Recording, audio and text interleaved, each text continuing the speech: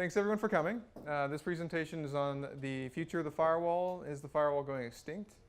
I'd like to introduce myself. My name is Brandon Fortino. I'm a sales engineer with Fortinet. And as a sales engineer, it's my goal to explain our product line, our positionings, our ideology, and go into the strength of our product as well as the limitations. It's my goal to make sure that you are not surprised and that what you purchase from Fortinet meets your expectations. I'm originally from Michigan, and I'm currently based in Seattle. Actually, I at some point actually worked for a ISP up here. So I actually do have a connection with Anchorage, and Fortinet, we have a commitment to Alaska. So we were up here, target is 4 times a year, if not more, and looking at Fairbanks and Juneau as well, not just Anchorage. So 10 years in networking, I've done a lot. Some of it at the time I wasn't qualified for, but when you work with people with limited budgets, you get opportunities you otherwise wouldn't have. Managed service providers, internet service providers, financial trading companies, enterprise, medical, federal, and cloud. I've worked for AWS. I've worked for SaaS companies. Most recently, before coming to Fortinet, I worked for a company called Aptio in Bellevue, running their enterprise and assisting with their SaaS production platforms. This is my first time working at a manufacturer. And before that, it was all directly for the client. And then just a couple of notes here.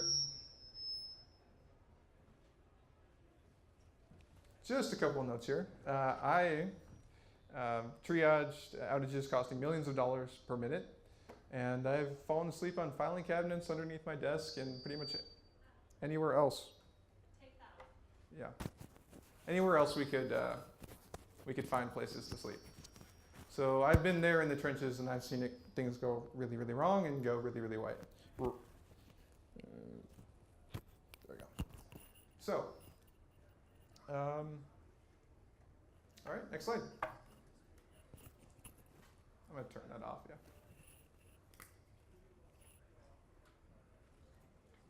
Somewhere. Okay. So, this presentation will cover a brief history of firewalls, the evolution of features. Let me fix that real quick.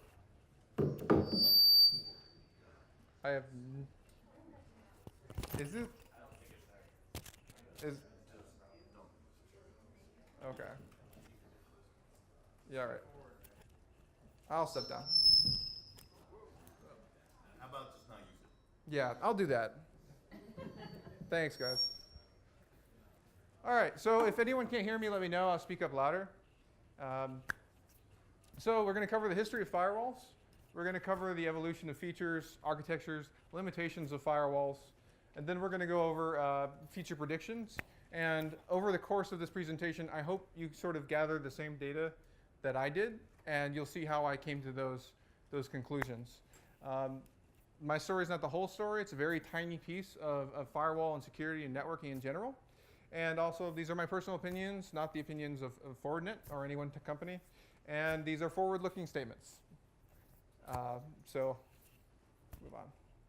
So, brief history of who invented the firewall. But first, let's talk about what a firewall is.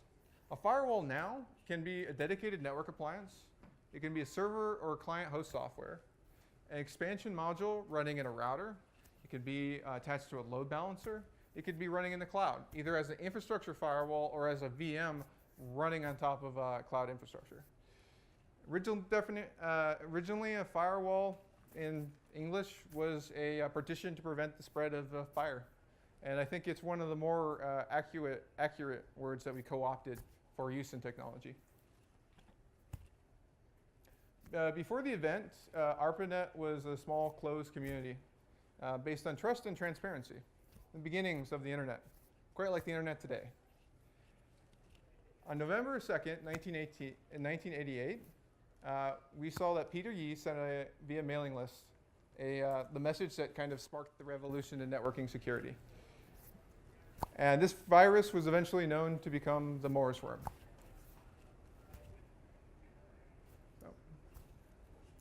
So the history of the firewall is really convoluted.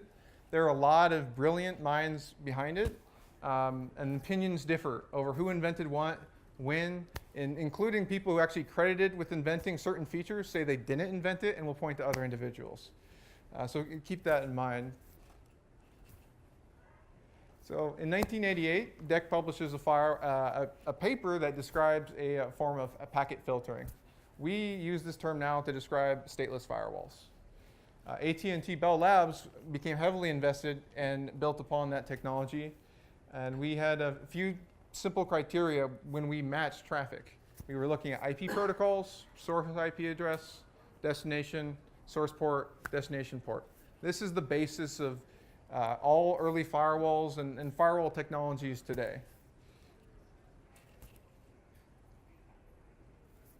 So then from 1989 to 1990, AT&T develops a concept around stateful firewalls. These are firewalls that retain information regarding traffic that's traversing through the firewall and whether it's part of an existing conversation, a new conversation, or no conversation at all. This did simplify management greatly and provided an extra layer of security because now you have one firewall rule to allow the initiation of communication and you don't need to respond back. And early firewalls were somewhat contextually aware of, of what was going on, but only in terms of the ports being used. So if somebody used a different port for intention, the firewall really had no idea what was crossing that traffic. So even today, everything that a firewall does in terms of processing traffic occurs in these fields. We have, well, we already know IP source, destination, but there's more to it than that. And you see that big chunk there, the actual data was started to become the next innovation in firewalls. So in 1990, we started seeing the development of the concept of an application-aware firewall. It was developed jointly at Purdue University, AT&T Laboratories, Marcus Renum, of course, and the first commercial product was released in 1991 by DEC as the DEC seal. Under a DARPA contract, Marcus, Wei, and Peter developed an application firewall known as the Firewall Toolkit in 1993. Wei extended the Firewall Toolkit and built upon that foundation to create a transparent firewall that allowed traffic to flow through a kernel without being interrupted. So, and that was the invention of both the application and the transparent application firewall. All right, so a couple different firewall modes that we saw during that time period. We see the routed firewall, which is, it's going to be a layer 3 device. It's going to show up as a hop in the network. It's going to be traffic traversing through that is going to recognize it as a valid device. On the other hand, you have a layer 2 firewall, a bridged firewall, and that firewall is using MAC address spoofing to essentially mirror all learned MAC addresses on one side and put them and announce them on the other side for ARP.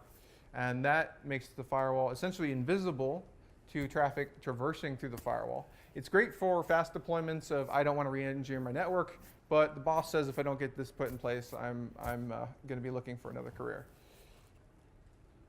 There are features, limitations with transparent firewalls. Most firewall implementations are layer 3. So then we have a little bit of a difference in methodology in regards to how we are viewing the traffic. Proxy firewalls act as a middleman. They're caching the information as it flows across the firewall, meaning that it waits until the entire file or the entire sequence of packets are captured. They can be inspected, and then policy can act upon them. Whereas flow-based firewalls are going to allow the traffic to be forwarded on immediately. And as additional data is accumulated regarding the packets as they flow across the firewall, it will make a decision on whether or not to enact any sort of policies in terms of modifying or blocking the data, and it will then cut off the stream mid-step. So this is sort of controversial. It used to be that there was an argument that flow-based firewalls were inherently less secure than proxy-based firewalls. And there have been a lot of technological developments that have negated a lot of the drawbacks of the flow-based firewall. So it's something that you'll see a lot of differing opinions on, honestly. So now we're going to take a look at some of the features that evolved over time. And you're going to see how we sort of just started piling on everything that we could think that would be nice for a firewall to do. And we'll see the end result. So you know the big four: antivirus, intrusion detection, application control, and web filtering. Antivirus, pretty straightforward. It's signature-based, right? We're looking for known threats. They have been cataloged, checksummed, and then that database, that signature database, is loaded in the firewall's memory. The IDS is almost the same exact principle. It's signature-based. We're looking for exploits to applications running at the endpoint, buffer overflows, malformed responses, something that's going to actually exploit mistakes in the underlying code by the manufacturers or programmers. Most often deployed to protect servers, but also can be deployed to protect inside resources. Application control, this is a big one. Application control, we're looking at the data.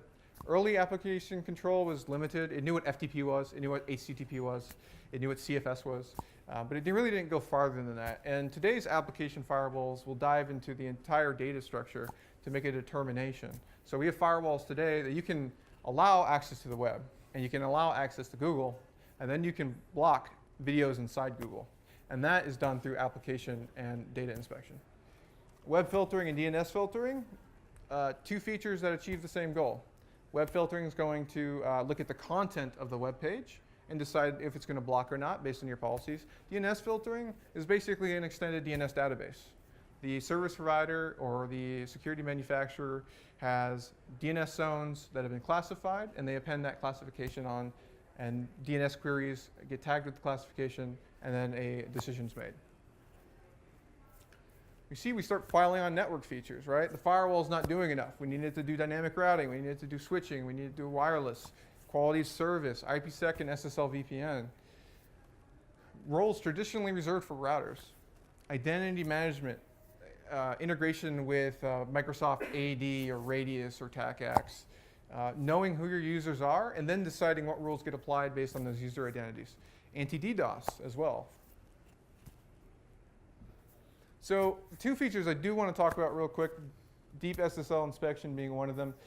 Why is deep SSL inspection so important? Over 40% of web traffic is encrypted, and over 70% of attacks that will be directed at your organizations will be encrypted. You cannot read this encrypted content. You can't apply the advanced features of your firewall that you're paying for. Deep SSL inspection is extremely resource intensive. It's a man-in-the-middle attack.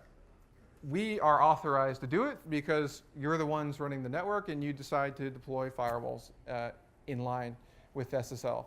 But it is an attack. Somebody could take one of our devices and they could do the same thing unbeknownst to the actual users outside of policy. And then they can actually inspect data. Now, there are a couple of safeguards against that, and so I'll explain in a moment. But keep in mind that for every SSL session you're breaking into, you're duplicating the SSL session to the host.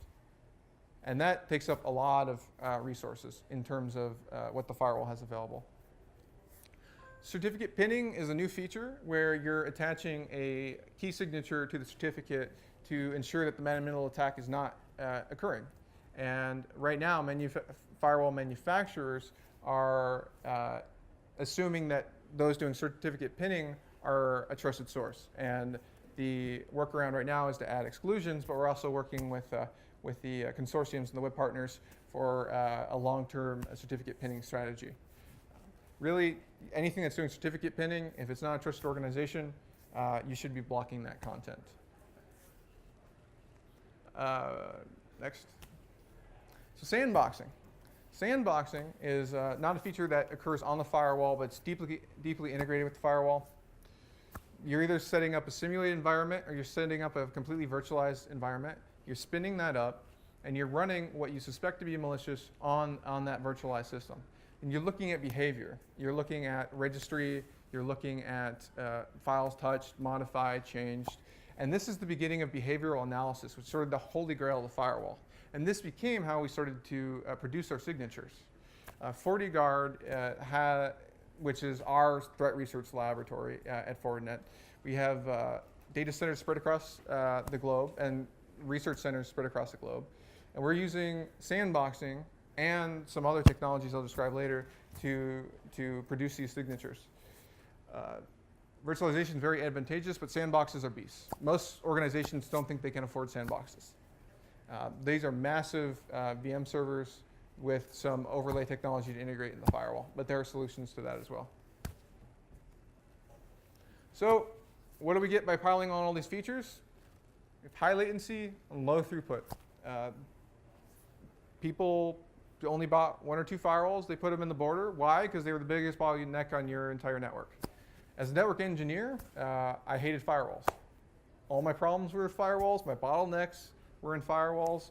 Half the tickets I got were firewall related. And at the end of the day, no matter how much we invested in our core, in our RAN circuits, and redundancy, the bottleneck was the firewall. And firewalls are extremely costly in the traditional role. And we'll talk about how they're changing.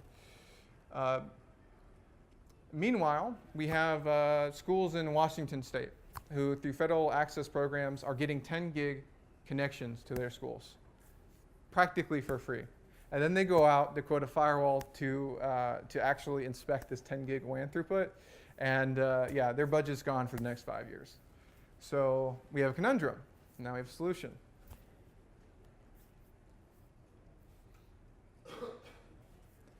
Let's take a deep dive inside and see what you're actually buying.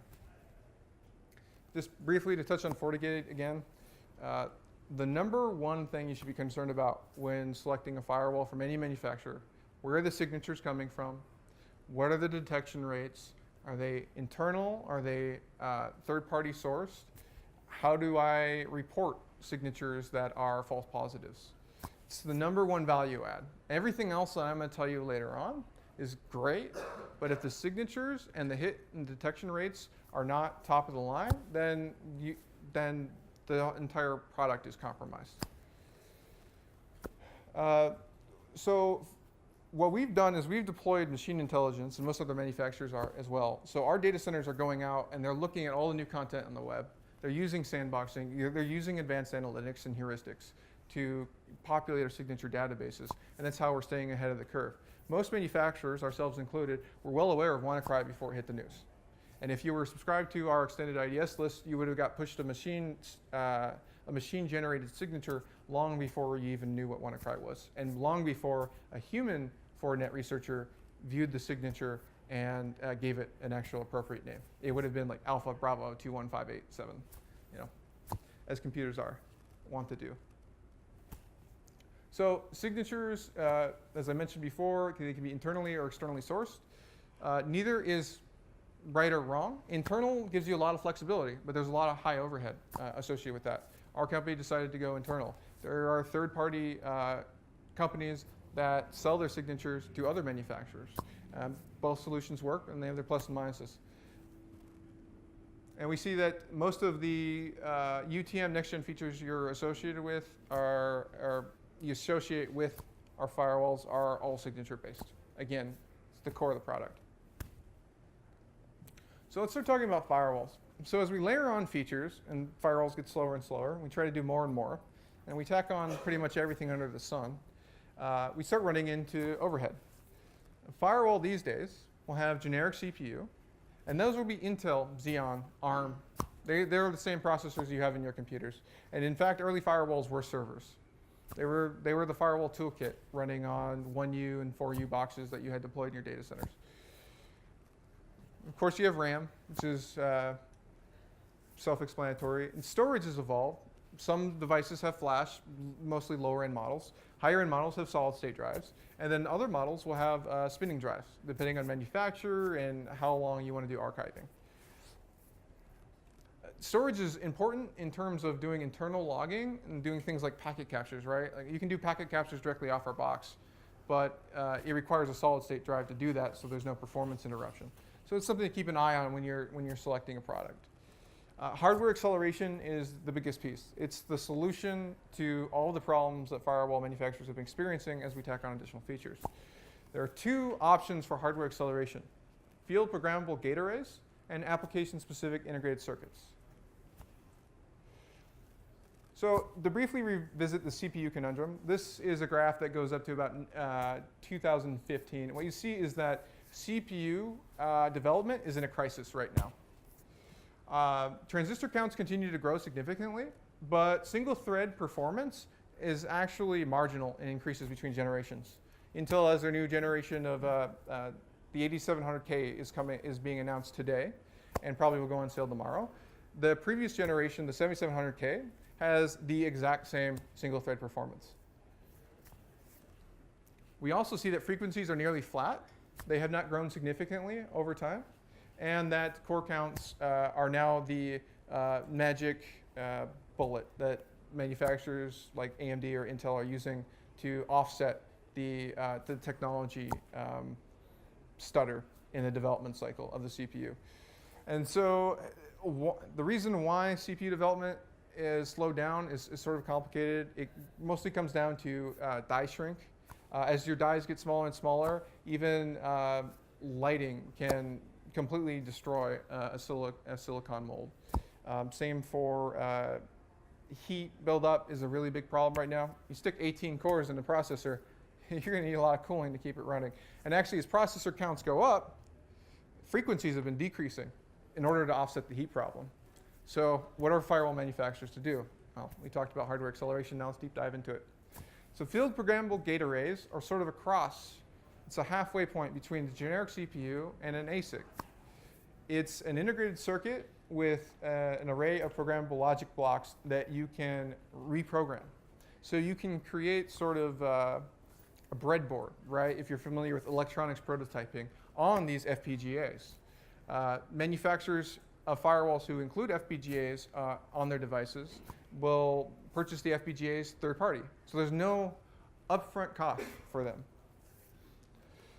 Application-specific integrated circuits are written from the ground up to do one or a few things very, very well. They have the greatest performance compared to the x86 or ARM, but we can't really change functionality once the device is produced. There are some ways around that, which I'll touch on later. We do use ASICs at Fortinet. So some considerations, FPGAs versus ASICs. This is from the manufacturer viewpoint. So you can kind of understand our decision-making process. FPGAs are third-party produced, so the time to market is very, very small. They use unified programming methods, which means that going from FPGA to FPGA requires little low programming overhead.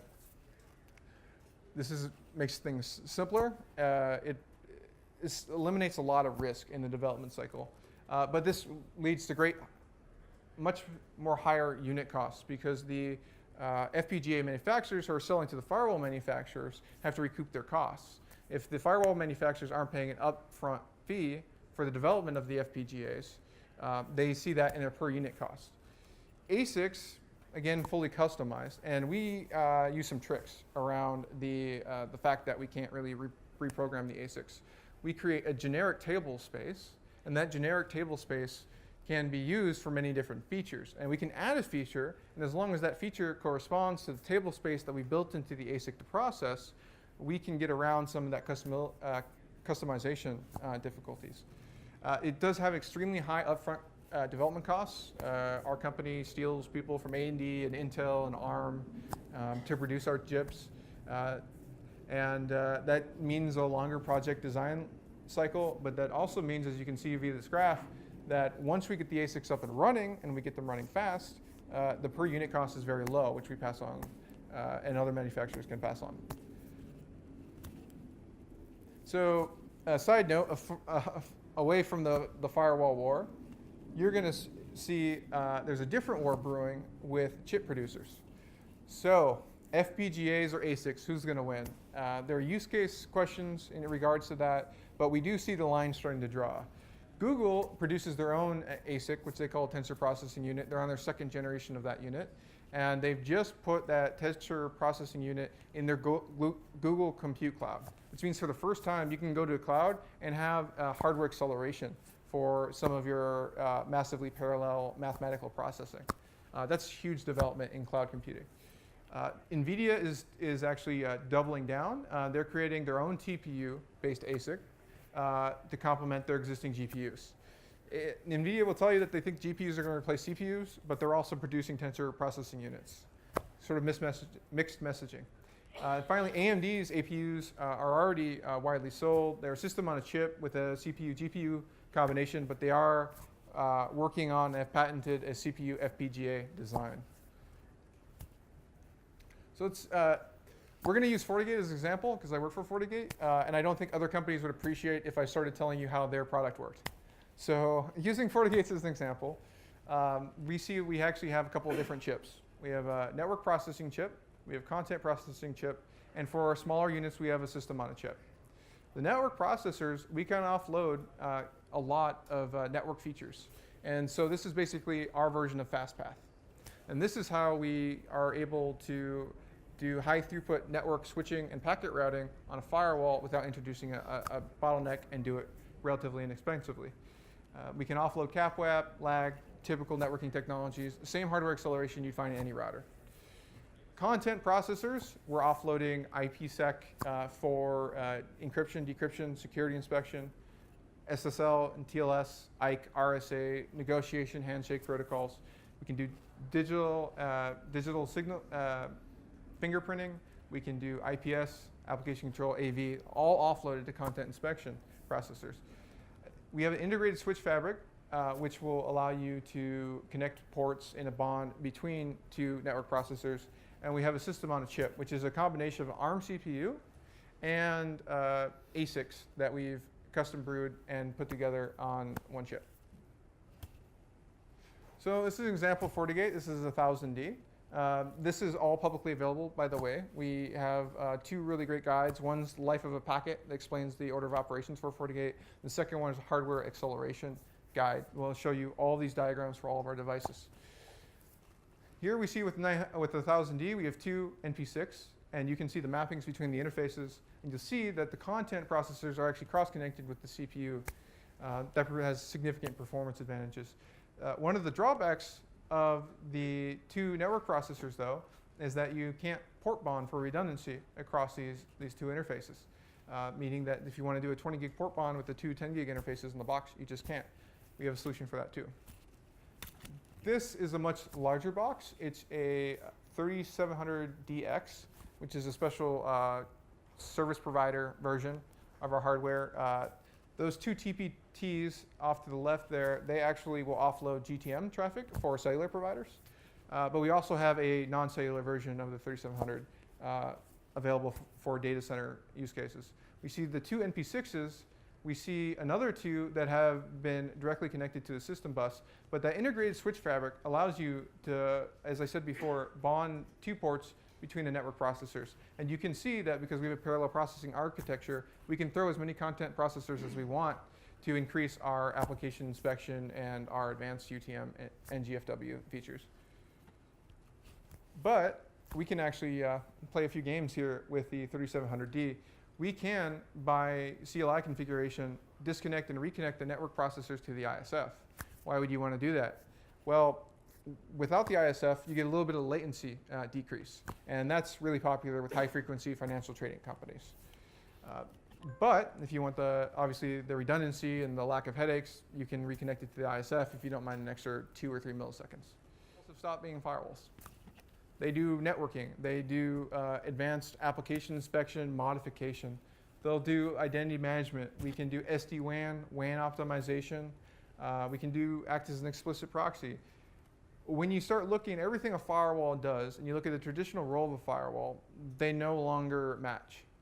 And that's the answer to this entire presentation. Is the firewall going extinct? The answer is yes. Firewalls in the traditional role are gone. And the firewall is evolving to be something else. So with border firewalls becoming a bottleneck, we invented FPGAs and ASICs. But FPGAs and ASICs don't have to stay in the firewall. They don't have to be limited to that role. And so what we see is that FPGAs and ASICs are, especially based on security technologies, are migrating down into the stack. They're moving away from the border. They're going into core devices. They're going into the data center. They're going to access and even host protection. Examples of this, we have access points that can do AV and IPS for small site deployments and spinning up, spinning down for things like trade shows. We have web application firewalls that can do sandboxing and integrate with sandboxes. We have application delivery controllers that have web application firewall functions, and they're hardware accelerated. The future is also integrated. We are looking at right now pushing that security intelligence farther into the network, but at the same time, the network should be intelligent. It should be coordinated. It should be orchestrated. And that's a big goal, I think, of any security company these days, right? Companies like Target, they had all the tools to prevent the breaches, but the tools were disconnected. The processes were misaligned, and just people, frankly, get tired. They have bad days. They take shortcuts. So a network that is integrated to such a level that it has complete visibility into all the data, and it has the resources through hardware acceleration to view that data rapidly without causing headaches for users, that's a powerful argument for I think, anyone in the future in terms of where firewalls and network security is going.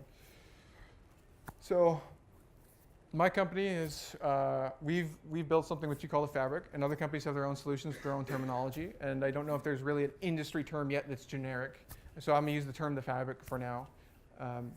We have integrated our firewalls, which we'll call network security appliances, because it's really what they are. They're providing network services and security services.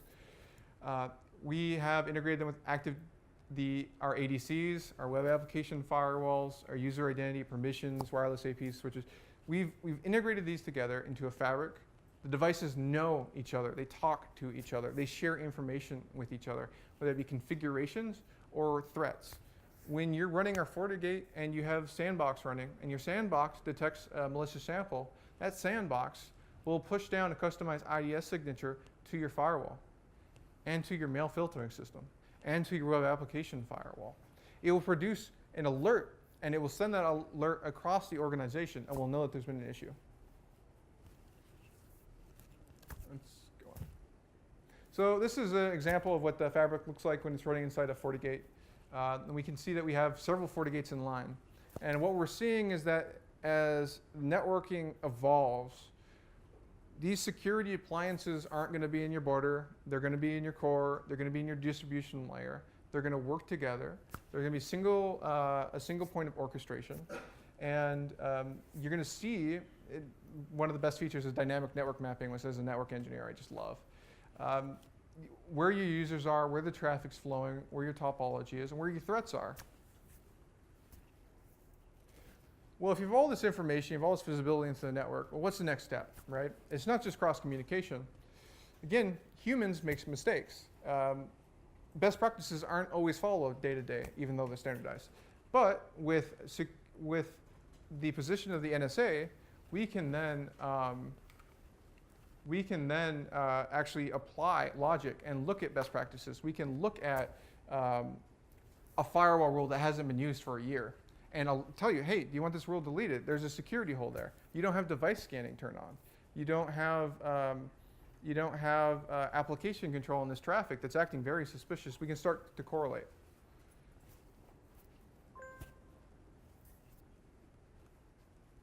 So more example, so if we can correlate and we can alert and we can come up with best practices and recommendations to secure your topology, why can't we automate it? And the answer is there's no reason why not. When we're building in our first generation of auditing, automation, and one-click resolution of a lot of these issues. So there are other developments in firewalls, heuristics and behavioral modeling. It's the holy grail. This user should not be doing this. This application should not be doing that. Bob, who only checks his email and works in a RFP system, suddenly just pulled the entire data drive of corporate storage. There's probably a problem. And this is what everyone's working towards. But you only get this by investing in multi-factor data aggregation and processing. And you're looking at a lot of data. And then we're building in not just identity for the users, but identity for the network assets. We'll know what servers are. We'll know what services the servers are hosting. And we can build that in making determinations of whether your network is secure or not. Single pane of glass, you've heard this a lot. We're getting closer and closer to that. The big push in the industry is that single portal where you can get to everything. But when I say everything, I don't mean all your firewalls. I mean your firewalls, your switches, your web application firewalls, your ADCs, your client configuration, your security auditing, all from one portal.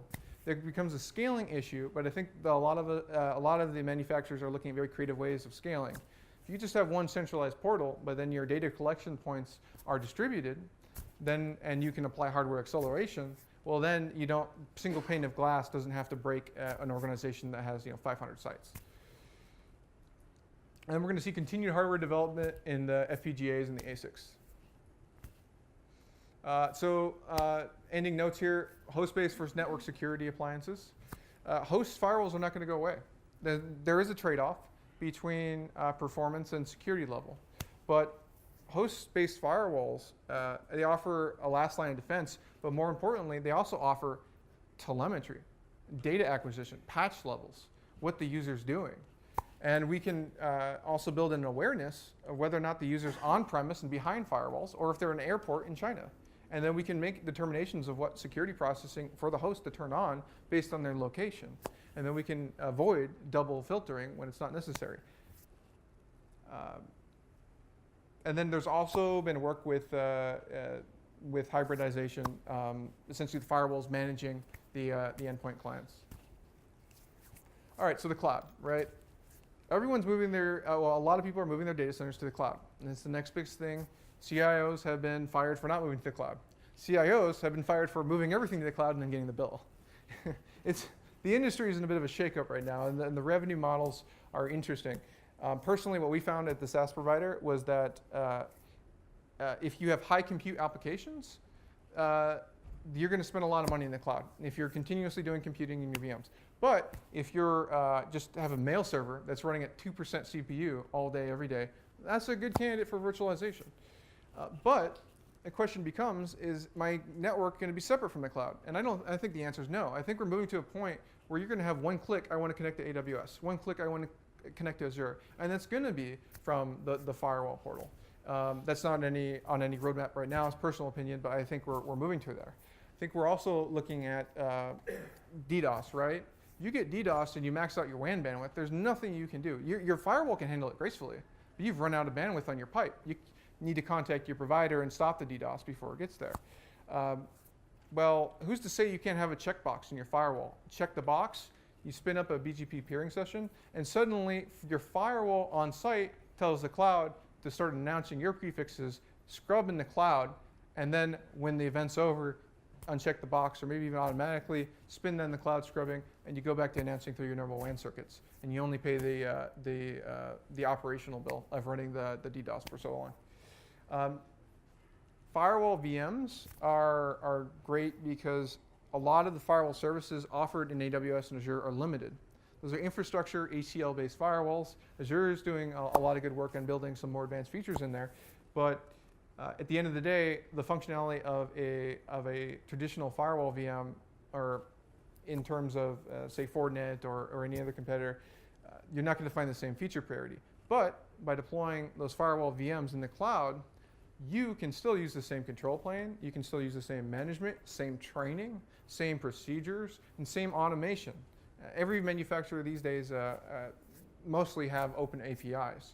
And a lot of people are building automation off their day-to-day procedures to prevent things like human mistakes, I want to say. And there are hybrid cloud approaches as well. Security manufacturers are producing hypervisors now. These are boxes that usually are based on KVM. You can run VMs on top of your existing, on their KVM box. It's geared more towards ISPs. It's not a VM replacement. It's a product that has a very specific purpose.